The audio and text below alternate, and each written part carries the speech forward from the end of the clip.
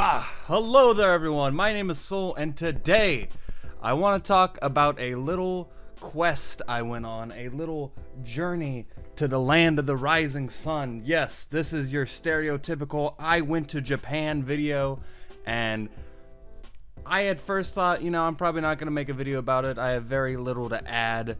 I also didn't want to film a bunch of stuff. I don't want to take my camera out there and waste what little travel space I had. My son's gonna be wandering around the set while we film here if there are any weird distractions. But anyway, then I thought, you know what? I've made so many videos. I've made videos about what the fuck I ate for breakfast that day. So if I take a once in a lifelong journey, if I don't make a damn video about it, I think my insides will burst out of my skin. So let's start from the beginning. The reason I went to Japan is because I had an opportunity. There is a Pokemon Go YouTuber I watched named Trainer Tips Nick. I actually made a video about his channel in a series where I was just looking at YouTubers I really like.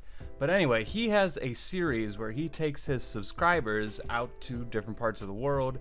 His channel is very much focused on traveling, and thus he was going to take a group of his subscribers out to Osaka, Japan, and Kyoto. We went there later on the trip, but I signed up for it. I have always wanted to go to Japan.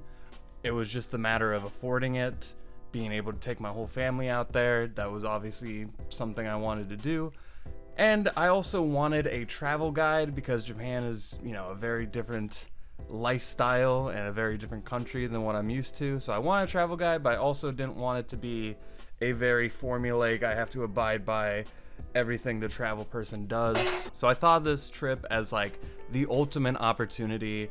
I didn't have enough money to take my whole family out there. It was just gonna be me, which was super unfortunate, but I was like, this is the only time I can see myself realistically going. So I put money on the down payment, I got in, and the dream became a reality. Times are tough, so paying for this trip was definitely a big risk I was taking, and so much so that basically the hotel package came whenever you bought your ticket for this thing, but you could buy an extra day before or after. Maybe a little bit foolishly, I didn't want to spend any more money because I already dropped so much on this trip, so instead what I did was just show up the day before. Basically, Pokemon Go was doing a big event the day before the meetup, so a lot of people were getting there a day early. So I wanted to get there a day early, but I didn't want to pay for the hotel. So I was going to come in at 5 p.m. the day before without any plans of where I was going to stay that night. My wife was telling me, hey, a lot of people just bumming at the airport. They just wait the X amount of hours. So I was like, yeah, okay, that'll be my plan A. Plan B,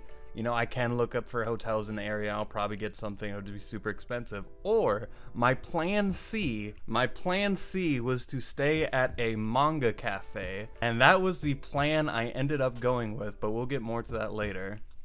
First, I had a 18-hour flight ahead of me that was 12 hours to San Francisco and then another 6 hours to Osaka. As someone who's only flown once before, and the fact that there are airplanes dropping out of the sky like crazy right now, that was happening after I bought my ticket, Not much I could do about that, but yeah, the flight was miserable.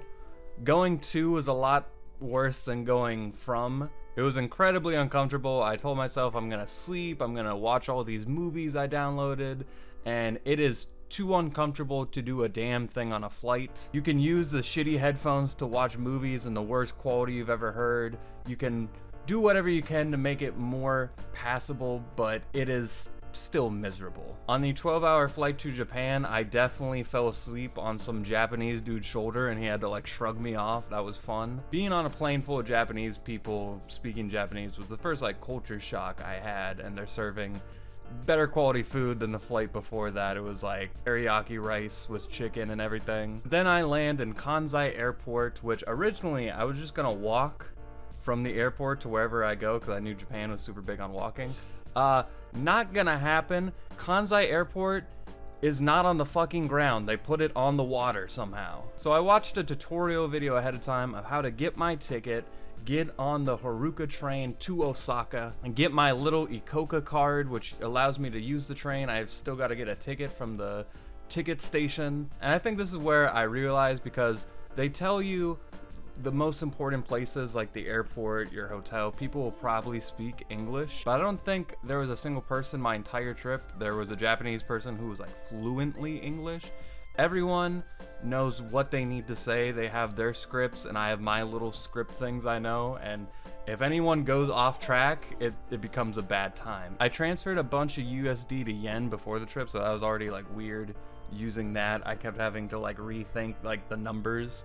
It's very, very confusing for someone who's terrible with numbers like me. But the guy at the ticket office says to get on this one certain train. I hold on to those words like gospel. I go through the like little thing where you swipe your Icoca card. I'm pretty sure it didn't work, and it like slapped my legs, and I went back to fix it, and then there was like confusion, and they were just like, just go anyway. So I was like, okay. I get on the train.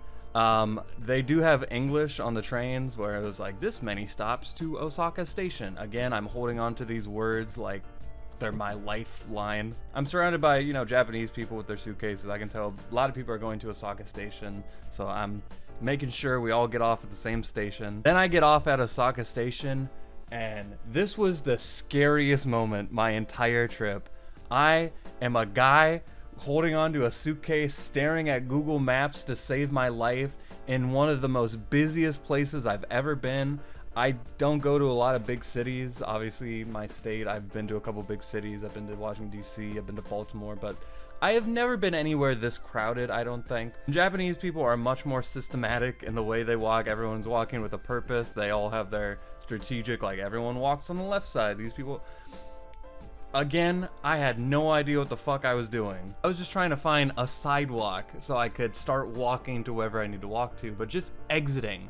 There are so many exits, and all of them you still gotta swipe your badge. I put money on this Icoca card, but I don't think I put enough. So again, I'm pretty sure I did it wrong, and it just slapped my legs, and I just kept walking anyway. So after I illegally exited the station, I started being able to get a sense of my surroundings. I was like, oh, look at this new place. I'm finally feeling a little reassurance. Most of the people in my group already are in Japan, and they're doing a little dinner, and I'm trying to make it there. And hopefully someone is gonna let me bum in their room or something. That was kind of my plan. This train was like an hour long to get to Osaka Station. So by the time I got there, yeah, this dinner was not gonna happen, and I was nowhere to go. So I'm halfway sightseeing and halfway like, oh, where am I gonna stay tonight? So I go to the hotel that I know I need to get to in the morning, and then I'm looking at the nearby places and also the price of this hotel. I think it was like $250 a night, which wasn't like gonna kill me or anything, but I didn't want to spend that money. And then I saw the manga cafe down the street. It was on like the 7th floor. The first floor, there was like a vending machine outside, and then there was just like a public bathroom. Both of those saved my life. The 12-hour flight, I was trying not to hydrate so I wouldn't have to use the bathroom and have to wake up the two people sitting next to me. So I was finally able to use the bathroom after like 14, 15 fucking hours, and I was able to drink something. I do all the reconnaissance I can to find this manga cafe that's way up in this one floor of this random building. I get in the elevator, it opens. It is obviously a manga cafe when I walk in. The guy at the counter, this is his face when he sees me. Like, the second he saw a foreigner, he was like, God damn it. So I immediately hit him with Eigo Hanesamaska, which is my terrible way of asking, do you speak English? He hits me with Choto, and I hit him with, let's use Google Translate. I think Google Translate made it even worse. He knew, again, they have their scripts. He knew what he had to say, and I knew, I probably would have handled this. The version of me at the end of the trip would have handled this conversation a lot better. I knew a lot of like the little things I need to say, and I, you know, was much more confident. This is the first time I'm speaking Japanese to a Japanese person, and I botched it. I don't know what he's saying. He's stumbling. A lot of the other stores and restaurants will have like a young person in the back who's still like fresh out of high school where they teach English, so they can kind of walk it through the conversation better than the more seasoned Japanese people. But we were able to establish how cheap this hotel was, this manga cafe. It was like, I think, less than $20 for like the, I think, 9 hours I spent there, and then it was like another like $5 for like every 2 hours or something like that. And this is in Osaka, which is, again, top 3 biggest cities in Japan. If you don't know what an internet cafe or manga cafe is, it's basically, imagine basically like a library, but they have like these back areas where you can sleep. It's basically the size, it's basically just a big cupboard about as big as you. There's like a plank of wood holding the computer, which is gonna block out the light. They're not gonna turn the lights off, God forbid. You have a little tray where you put your shoes on outside. I had my luggage, so there's no privacy. There's literally a fucking window on this thing that you can't get rid of, but I have my luggage to kind of block it out. And then you can get drinks, and I think to use the toilet, because I went out to use the toilet, and I'm still so nervous. Again, I was very unconfident my first day. I go out to the toilets, and you have to use like 100 yen to get in there, and I didn't bring my coins. Japan's very big on physical money, by the way. So yeah, I had to get a coin purse later. Coins are still very big. But yeah, I didn't have that, so I went out to the bathroom like a fool without it, and people were staring at me, so I just went back into my thing and just waited till I left. But I stayed there for, I want to say like 12-ish hours until the next morning. That next morning, leaving was much easier. Me and the guy, we clicked. I liked this second guy. We clicked. We knew what to say. Goodbye. Went downstairs, went to the bathroom finally. My hotel was right across from a McDonald's, so my crew was gonna have like a morning meetup, and I was just killing time until then. So I get a coffee at this McDonald's. I tried to order some other food. I was gonna order some other food because I basically still haven't eaten anything other than the snacks that were in my suitcase at this point in time. But the screen was entirely in Japanese. I did not see an English option, which I'm sure it's there. A lot of these things have English. I assume if there was anywhere that was gonna have an English option, it'd be McDonald's, but I couldn't find it. At this point in time, I didn't think to use the Google Translate thing. So I just ordered whatever I ordered, my coffee. I assumed the food was going to come with it, but then the guy just shows up with the coffee. I was like, whatever. At this point in time, I was able to FaceTime my wife. The first time I'm really able to talk to her. I'm waking up and she's going to bed. So it's like that the entire trip, or vice versa. I finally am able to meet up with my group. The hotel, even though I'm not checking in until later, at least can take my luggage, which is freedom. Ba, ba, ba, ba, ba. And then we just play Pokemon Go for an entire day. Again, this is the day before the official meetup, so we don't have our tour guide yet. So Nick, the guy with the YouTube channel, is basically the one leading us around the city.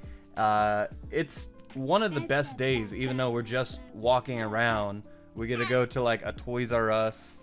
There's like a mall with a bunch of food options. Just getting coffee with one of my favorite YouTubers while we play Pokemon Go. It's a super fun experience, you know. It's still not like hitting my brain. A lot of the time I process stuff like much later than it happens. While I'm in the moment, like it doesn't feel like a big deal, but after it I was like, oh, it's really cool. The actual Pokemon Go event was terrible. It was the Unova tour. Most of these events you get like 30 shinies, you're balling out. I played in one of the best cities you can play this thing in, and I got one shiny the entire event. It was a Deerling, and the cool thing about this was though, Nick right at the same time Go plussed a shiny Deerling, so we kind of had like the same shiny. So for people who don't play Pokemon Go, a lot of my Pokemon are more like little memory capsules. You get to name them and look at their location tag and be like, oh yeah, that's a fun memory. That was pretty much what we did the first day. Not a whole lot more there. Then we had our first dinner, which was a cool Japanese meal where we get to sit at a table. It's kind of like a Korean barbecue thing where there's like this bowl in front of you. You put the items into the bowl to heat them up, and then there's like this old Japanese lady who kind of like wags her finger at whatever you're doing. If you don't finish the food, she's gonna come over there and scold you. And then and she was one of many characters who I loved, because I would much prefer like these more genuine conversations with people where I prefer these like more genuine interactions I have with people who are being rude or just kind of being themselves, rather than like the very traditional like, oh, thank you, goodbye, which is the main thing you're gonna get with a lot of people when you're interacting with them out there. Oh yeah, I think the first day we also went to the Pokemon Center. Yeah, I went to the Pokemon Center. It's a little bit overhyped because this was like one of like the top 3 things I was excited for, and it's kind of just like a Disney store, or like, I don't know what I was expecting. It was cool just to see walls and walls of Pokemon shit, but then after a while you're like, yeah, I still can't buy most of these things. It's a bunch of $20 plushies. I'm gonna grab like 1 or 2. I'm gonna grab like little things for my family gift wise, and then after that it's like, okay, not much else I can do here. They did have the Pokemon Cafe open, but you have to like reserve your thing for that way in advance, so I couldn't even do anything with that. Now that I'm in a group, using the trains is a lot less stressful. I pretty much just follow the group. They know where they're going. I do that the rest of the trip. It does feel a little bit like shitty, because like eventually when we reach the full size of our group, there's like 20 of us, and you're supposed to kind of be quiet on the trains. Like, you're not supposed to talk on the phone, so you can tell when it's like a super quiet train and then like 20 foreigners walk in and it's suddenly very loud.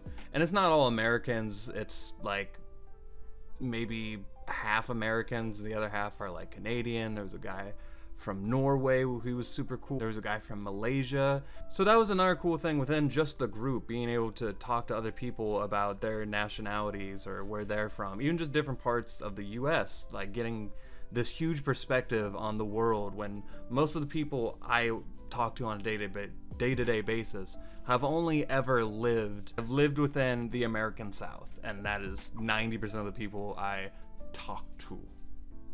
He's like, Daddy, you gotta shut up. You are yapping. I know this is a very vloggy kind of video, so I don't know how much I'm gonna edit this. Hopefully there's some pictures. The rest of the video is probably not gonna be like a day-to-day, what did I do that day? It's probably just gonna be like a bullet point style of things we did.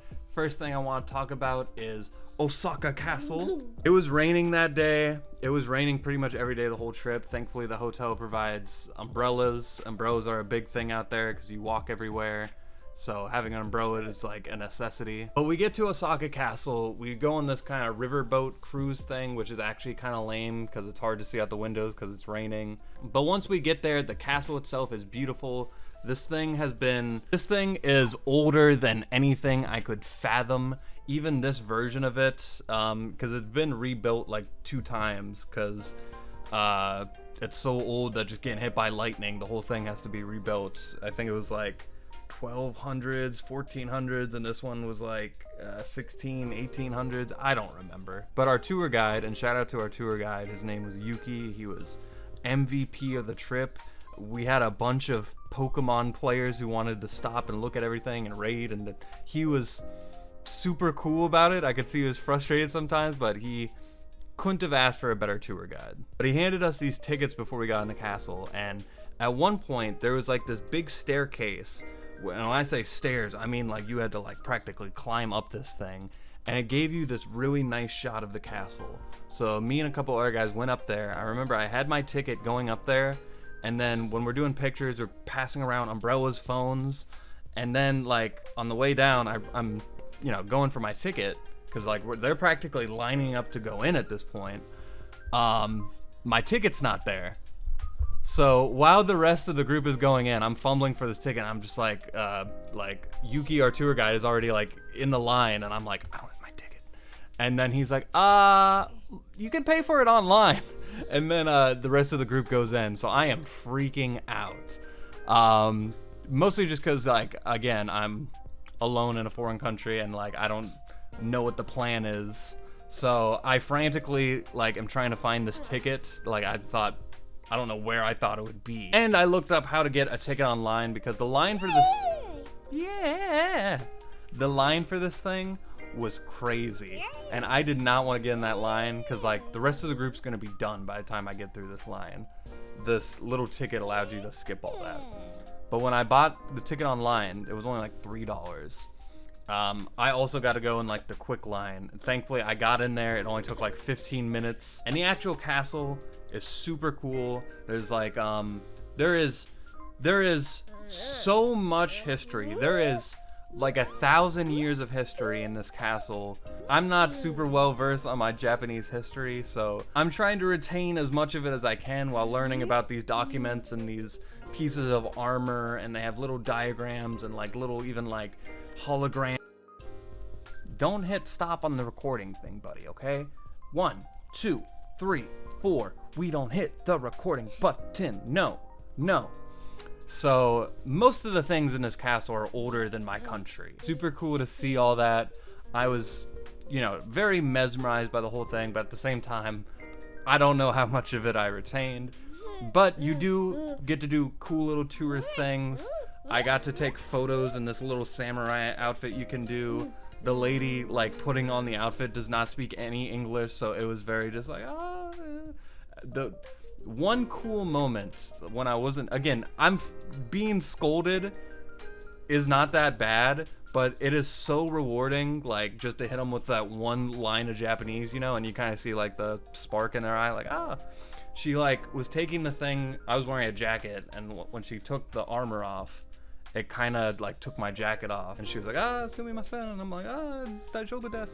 And just that little, like, he knows daijoubu, that one little thing, and they're just like, yes. That one little half smile I got is so rewarding. But at the top of Osaka Castle, it is beautiful. You get to see this whole giant city in front of you. It does feel like a very touristy thing. There was probably the most amount of white people I saw in Japan there in this castle. As cool as this castle is, it does kind of feel like a very touristy thing. It's definitely not the highlight of the whole trip for me, but it is pretty damn awesome. Next thing I want to talk about is this gorgeous shrine we went to. I think it was called Fushimi Inari Shrine.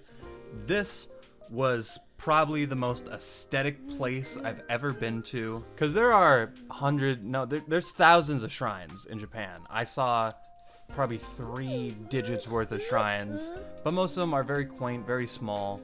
Kyoto's covered in shrines, but this one is a gigantic shrine full of little shrines. It's also pretty much just a mountain you climb and you go through all these gates. Like, you can have a business sponsor like a gate, and there's just hundreds of these things, and again, this is one of those places, everywhere you turn, and I mean that very literally, everywhere you look, there is something pretty damn cool. There's something aesthetically beautiful. Again, I have Japanese tattoos. I really love Japanese art. This might be the most beautiful place I've ever seen. And obviously it's packed with so much history. We are climbing a mountain full of people who are tired, but like getting to the top and just having that, and then you do your little bow at the thing. You're supposed to do like a bow, clap, clap, bow, which I did wrong, which I wasn't trying to be accurate. I honestly just wanted to do my own thing. And someone was like, he didn't do it right. And I was like, I don't care. I'm just trying to participate in my own way. So Nick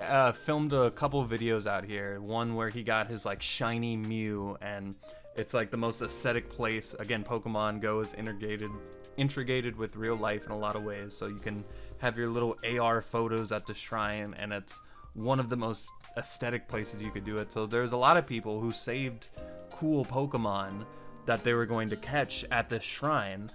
There was a guy who hit level 50. So a lot of people are having like these big moments within the game at this place. There's a event going on where you can catch a Kubfu. I did that here.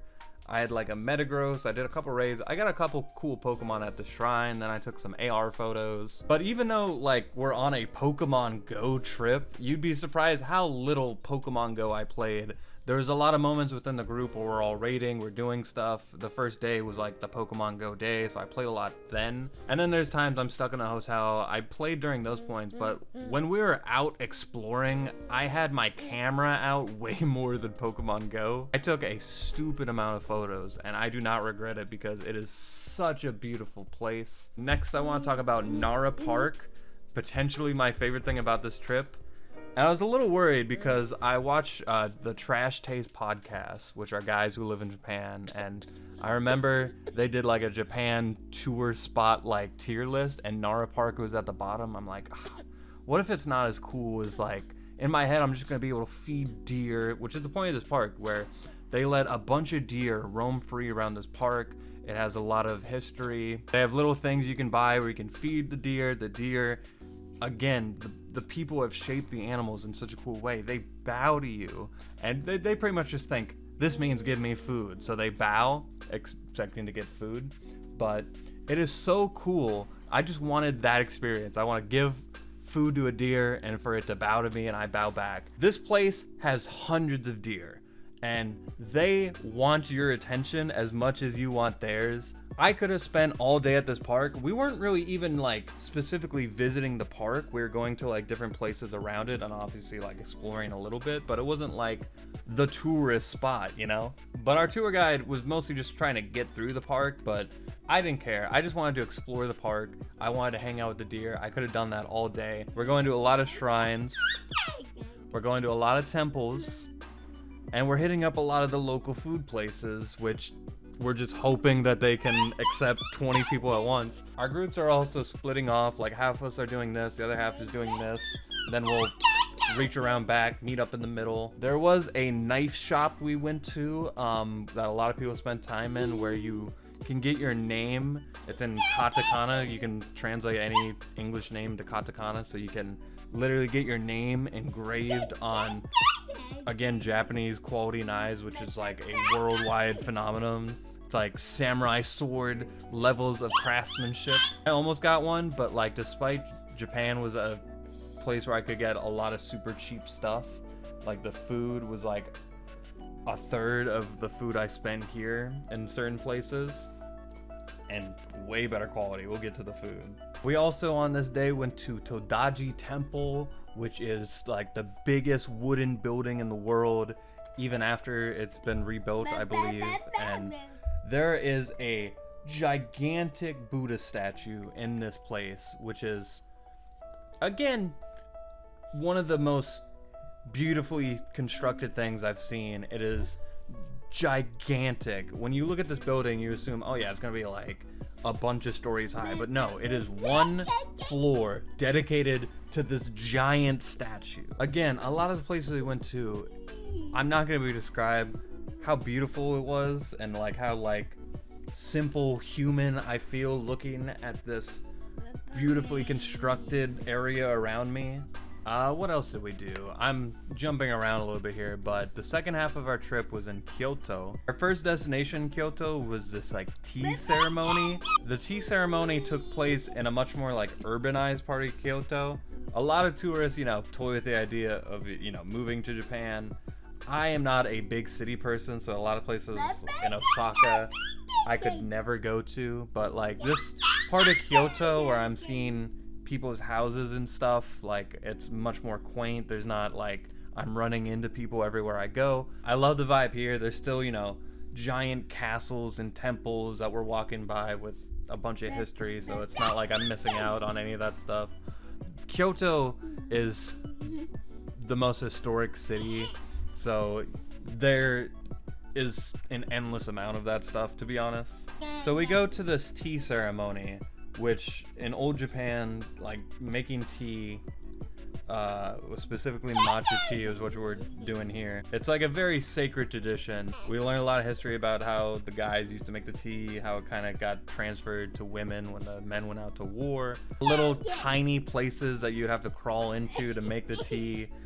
Even we had to like take off our shoes and go into this quaint little building. You take photos here, not videos. I only snagged like a photo or two because it seemed like the most respectful thing to do. Not many people were taking photos.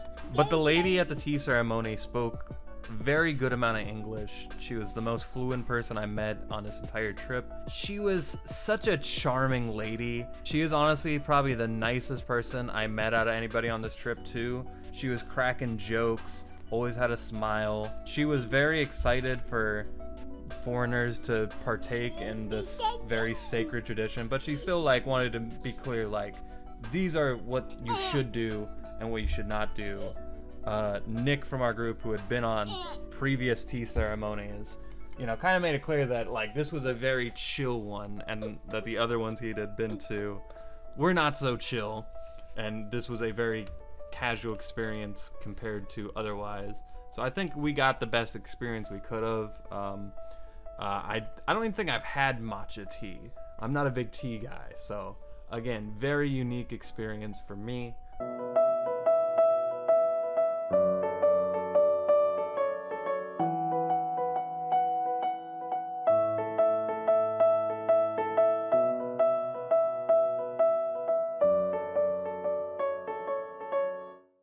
also had like a free day in Kyoto.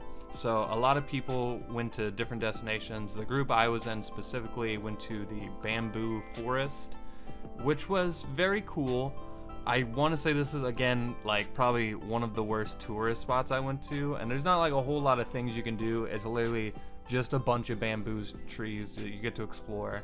I didn't, and there's so much of it that there's no way I was gonna explore it all. I did get like a cool ice cream at like a stop nearby.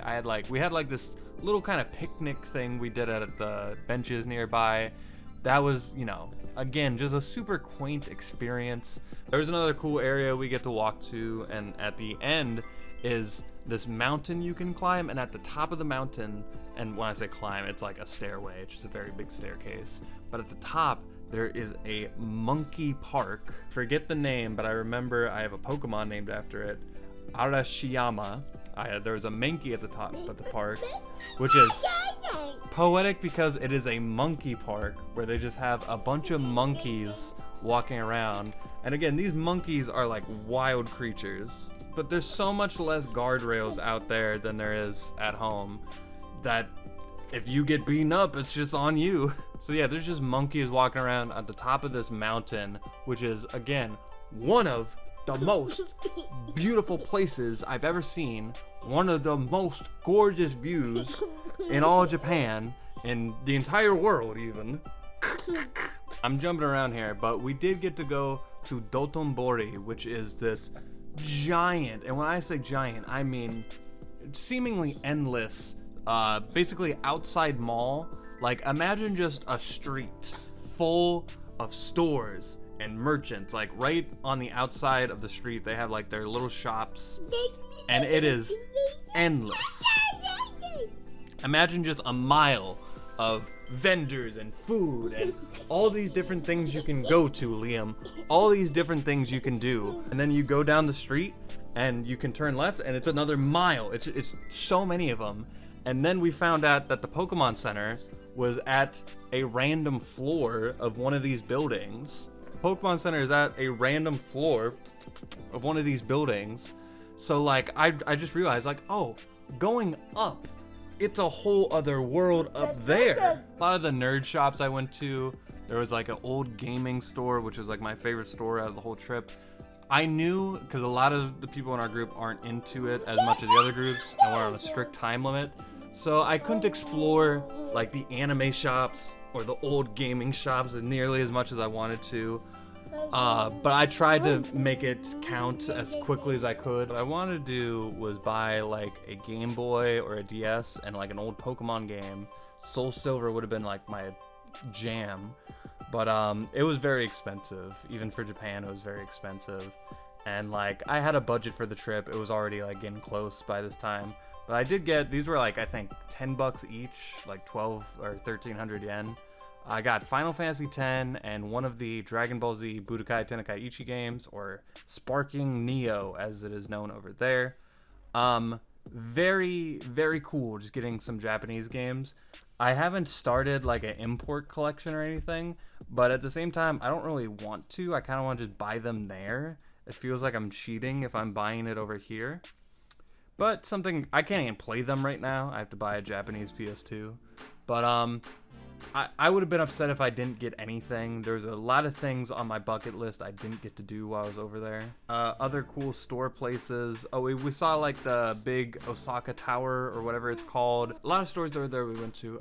Don Quixote, I think is the name of it. It was kind of like this giant like Target style place that was like 3 stories tall, and it's packed to the brim with stuff. I got a couple like just touristy junk there. One of the things I got at the Pokemon Center was this Lugia right here. It's my favorite Pokemon, and not a guy that has a lot of good plushies, but they have one of everybody there. So I got this guy. I got a Alolan Vulpix for my wife, and I got like the Chef Pikachu at the Pokemon Cafe. I'm gonna try to speed up a little bit because little man's getting a little tired of me yapping over here. The food, impeccable. I tried so many different foods. Takoyaki, which is these little octopus ball, little fried octopus balls that will change your life. the street yakisoba. We did conveyor belt sushi, which was crazy. You know those restaurants where you sit down and eat at the like little tables, you're supposed to be kneeling, but none of us can kneel for more than 2 minutes, so we all just kind of sprawled out. A lot of these places just bring a bunch of little different things to the table. Karaage, is that what it's called? The fried chicken, fucking amazing. They had bonjiri, which is chicken ass. I ate chicken ass, I'm not proud of that. They have something with raw chicken, where it's like, it's literally raw chicken in the center of it. And my tour guide was there, and they were like, how did they not get salmonella over here? And he was like, what's salmonella? I googled it to make sure, like, why isn't it a thing? I guess their chicken is so much healthier and less fucked up than ours that it's not as big of an issue. So yeah, had a bunch of sushi, had the curry, I had soba, so much good food. The one thing I didn't get to eat was ramen. Like, again, I'm in groups of people, not everyone is going to different things. If I knew like this group was getting ramen, then I would have gone with that group. I'm forgetting the name of the tower, I'm not even using the right word. One of the most beautiful sights in Japan. I went to that the morning and the daytime. I went 2 times. There's 2 different groups seeing it. I went with both groups. Both times it was beautiful. Nighttime was even better though, because like you really got to get a sense of the location and the culture around it. And we went through some back alleys. There was like a love hotel. I got to see some different parts of the culture. But again, everywhere you turn, there is a shrine, there's history, and it's eternally beautiful. And the people there, you know, they're just people at the end of the day. And obviously the people are just people just living their day-to-day lives, but it is such a fascinating yet wonderful culture shock to me. There's so much more respect and reliance on you to do your part in society, but at the same time, you'll walk out in front of a bar and there's like 3 old men who are like having the time of their life. They're all drunk as hell, just laughing it up.